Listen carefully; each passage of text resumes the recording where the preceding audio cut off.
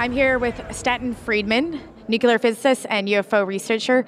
Stanton, thank you for joining us. So today, tell us a little bit about what you're going to be speaking about at Disclosure Toronto. Well, I'm talking about the Cosmic Watergate. I'm going to prove to any reasonable person that governments, especially the U.S. government, I'm a dual citizen, I complain about both governments, U.S. and Canada, have been withholding information. I will show documents, for example, from the NSA, everybody's favorite agency, They released 156 UFO documents. You can read one sentence per page. Everything else is whited out. Goes back 30 years. The CIA, originally in Freedom of Information, they put out 800 pages of up through secret. Well, I pushed and found, to make a long story short, I got a bunch more documents that were top secret umbra that you can read about 6 words per page. Yeah. An important aspect of this whole question, everybody thought that the U.S. Project Blue Book was it. It was the government organization. And when they closed Project Blue Book, they said, well, we didn't find any national security elements, so don't worry about it. Nothing's going on. Well, it turns out the reason Project Blue Book was closed was it was a recommendation from a University of Colorado study, $500,000 study, that it be closed because it wasn't contributing anything to science or intelligence, and I agree with that, incidentally. But we found out somebody made a Freedom of Information Act request, and 10 years later got a copy of the memo that resulted in the closure of Project Blue Book. It was from an Air Force General, Carol Bolander, who had been assigned to answer the question, what should we do about Project Blue Book? It's in the middle of '69. He had been working on a lunar excursion module. We landed on the moon, so now we had some time. And as he told me, I think I'm the only one who talked to him. 10 years later, I located him. I found this memo, and when you read the memo, it says, moreover, reports of UFOs which could affect national security are made in accordance with JNAP, Joint Army Navy Air Force publication. That's Canadian American. 146, or Air Force Manual 55-11, and are not part of the Blue Book system. 2 paragraphs later, if we close Project Blue Book, the public won't have a place to report UFO sightings. However, as previously noted, we will continue to use the procedures designed for that purpose, for the reports that could affect national security. I located him, I talked to him on the phone 10 years later. I said, sounds like you're saying there are 2 separate communication systems, channels here. One for reports which could affect national security. And the example I used, because I just had a case like this, where a saucer went down the runway at a Strategic Air Command base where nuclear weapons are stored. Now, by definition, that affects national security. Ain't supposed to be nobody there, Yeah. And the other would be for cases run-of-the-mill. I go down to the end of the driveway and watch a saucer. No big deal, And he agreed with me. So here we have the Air Force since 1969 has been saying that no national security element, and the memo that closed Blue Book specifically said that the ones that could affect national security don't go to Project Blue Book. When you look at the distribution list, they weren't even on it. So this suddenly opens up the whole ballgame, because who has the sophisticated equipment? You and I don't have our own radar systems, I wish. Well, the Air Force has radar, the Navy has radar, we have spy satellites. We got a whole big organization there. We have military aircraft that have gun cameras that can take pictures, they can carry instrumentation. We're always checking out the other guys in the sky. None of that data goes public. It's all born classified. I worked under security for 14 years. I know a little bit about security. I've been to 20 archives. So I'll be focusing in my lecture about the facts that prove that there's a cover-up. And I'll also quote from a very interesting Air Force statement, Secretary of the Air Force now, not just a lowly guy. The biggest study ever done, Project Blue Book, Special Report number 14, back in 1955. They looked at 3,201 cases. That's a big study. They didn't distribute the report. They put out a press release. In the press release, the Secretary of the Air Force said, On the basis of this study, we believe that no objects, such as those popularly described as flying saucers, have overflown the United States. Even the unknown 3% could have been identified as conventional phenomena or illusions if more complete observational data had been available. Very straightforward. There's nothing to this. Well, when you look at the report, and I had a copy, the unknowns were 21.5%. That's not three rounded off. They were completely separate by definition from the reports for which there was insufficient information. Wow. They also did a cross comparison, unknowns versus knowns. The probability that the unknowns, the only ones who were interested, were just misknowns, was less than 1%. Wow. They did a quality evaluation of all the sightings. 4 scientists working for Battelle Memorial Institute, although their name isn't in the report, they found the better the quality, the more likely to be an unknown.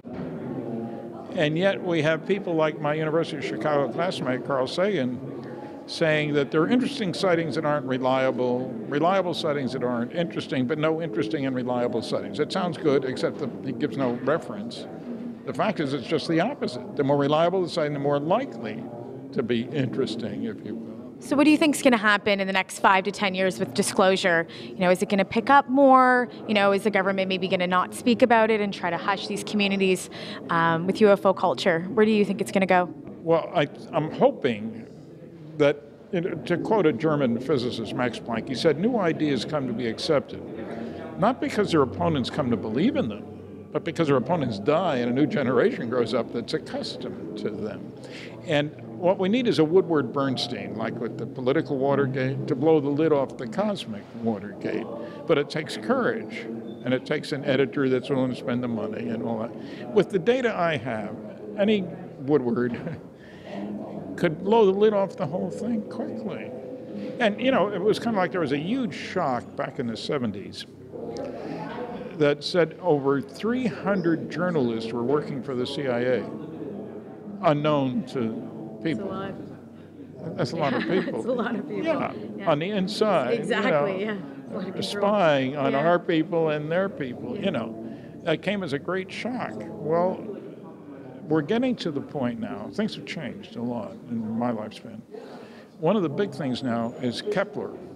Now, if I were talking to you 60 years ago, the widely held view was that the solar system was the only one in the whole galaxy.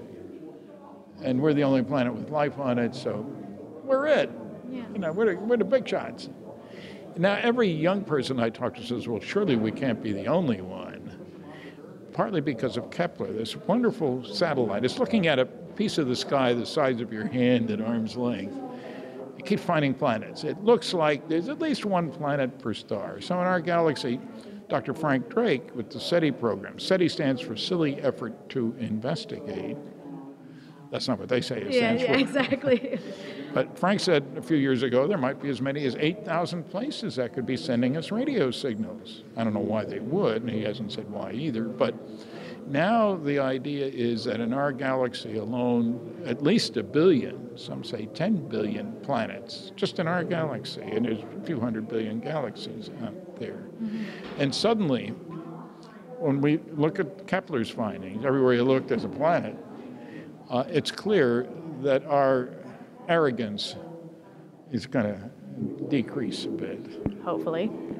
Yeah, let's hope so. Yeah. Along with that, our ignorance. Mm-hmm. And so what's going to happen is that a lot of people are going to have to adjust their thinking about how things are out there. They're not the way we thought. We're not privileged to be sitting at the apex, at the peak of creation. And the other thing, too, is we've finally come around to, I think, where most people think the Earth is really 4 billion years old, give or take 500 million. There are still some people who will tell you it was created in 4004 BC, which is 6,000 years ago. Yeah. I say science says, I'm sorry, that's not the way it is. Okay, as soon as you allow for billions of years time span that others could have started a little earlier than we did, that changes everything. Because we know that technological progress comes from doing things differently in an unpredictable way The future is not an extrapolation of the past. You have to change how you do things. We received our first long-distance radio signal, Marconi, 1901, here in Canada, in Newfoundland. I've been up there. What if somebody got started 1,000 years before we did, or 1,000,000 years before we did? They're still stuck with the same equipment? Yeah. I don't think so. So our picture is changing rapidly. Now, how fast governments will change, and what we're really dealing with is who has the courage, governments, to let the world know that we've got visitors who think that from their viewpoint we're a primitive society whose major activity is tribal warfare. I think any rational person would say that. One thing I can add to the picture, two things really, because I'm a nuclear guy. One is that we finally, within less than 100 years, realized that the major source of energy in the universe is nuclear fusion. Process that goes on in all the stars, all of them. Now that's important because I worked on a study in 1962 of fusion propulsion for deep space travel. If you want to go, you need to have the dough, but we can do it with fusion. Well, okay, that suddenly makes us a threat to the neighborhood. People don't realize we have tested 2,000 nuclear warheads on this planet. People think, well, Hiroshima, Nagasaki, and Trinity Site, what else? A lot of other testing. So anybody who studies us for a short period of time recognizes that we can take our brand of friendship, hostility, out there. We killed 50 million people during World War II. 50 million. We destroyed 1,700 cities, and that's without nuclear weapons except for the last week of the war. So why would anybody want us out there? They say, why don't they land on the White House lawn? It's a no-fly zone, and the president doesn't speak for 7 billion Earthlings.